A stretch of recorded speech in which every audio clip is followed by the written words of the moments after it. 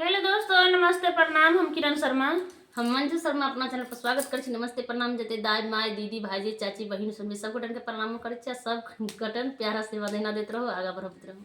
और हम दोनों देवरानी जेठानी जा रहे छी बहुत प्यारा से बेटी विवाह गीत बनवा सब जरूर सुनब, शेयर करब, लाइक करब, कमेंट करब, नहीं भूलब। और फुल वाच करके गीत के सुनब और तब अहाँ सब कमेंट करके बताएब किनका सबके नीक लागल, किनका सबके नहीं, जरूर कमेंट बॉक्स में लिखब। और अहाँ सबके प्यारे से बात बहुते मिल रहा है ना, हमेशा अहाँ सब देते रहो और खुशी में रहते रहो। हमरा सबके बहुत सुंदर लगे कि जब अहाँ सबसे एते प्यारा आशीर्वाद मिल रहा था। एक दिन एहन समय रहे कि 4 गो 5 गो व्यू जाए, लेकिन 4-5 गो व्यू तक कहियो नहीं गया। अहाँ सबके आशीर्वाद से पहला वीडियो जब डाली तो हमरा 400 व्यू गेलिए। और अखन के दर पर तो बहुत नीक भी जा रहा है। अहाँ सबके प्यार आशीर्वाद से बहुत खुशी मिल रहा है।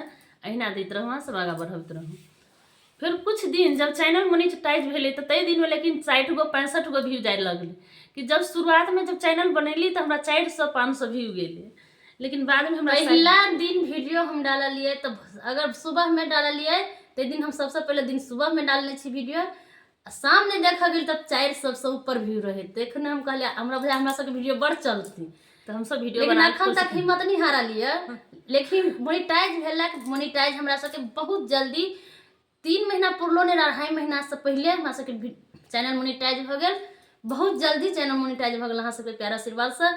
लेकिन चैनल मोनेटाइज भेला के बाद में हमरा हदास हो गेली कि 60-65 से व्यू ऊपर नहीं जाए। कुछ भी करी कतबो मेहनत के लिए, लेकिन ऊपर जाए के व्यू नाम नहीं ले जा। 60-65 30-35 अब हम सोची ओतबे पर वह चैनल रह जाते, लेकिन नहीं, अहाँ सबके प्यार आशीर्वाद बहुते मिला लगले। फिर से हमारे चैनल ग्रो करे लगले, फिर से हमरा व्यू आवे लगले, फिर से चले लगले गीत। बहुत प्यारा सा बेटी विवाह गीत हम सब बजा रहल छी। अहाँ सब एना सुनत रहो, एना से बात प्यार देते रहो और आगा बढ़ावित रहो, एना हमरा सबके खुश करते रहो। बाबा के